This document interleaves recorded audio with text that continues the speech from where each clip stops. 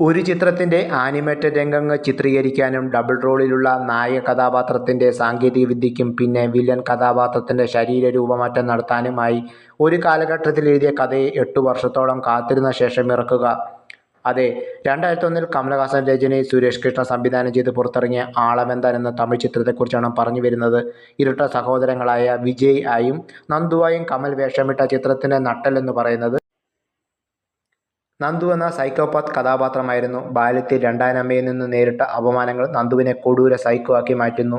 അന്ന് രണ്ടാനമ്മയെ കൊന്നു തുടങ്ങിയ നന്ദുവിൻ്റെ ഭ്രാന്തിൻ്റെ ക്രൂരതകളിൽ വിജയും വിജയുടെ ഭാര്യയും അത് നന്നായി അനുഭവിക്കുന്നു. എന്നാൽ മികച്ച കഥയും മേക്കിങ്ങും ഒക്കെ ഉണ്ടായിട്ടും തമിഴ് പ്രേക്ഷകർ ആളവന്താനെ പരാജയമാക്കി മാറ്റി. ബോക്സ് ഓഫീസിൽ ദുരന്തമായി ചിത്രം. പിന്നീട് ടെലിവിഷനിലൂടെ ചിത്രം വമ്പൻ സ്വീകാര്യത നേടി.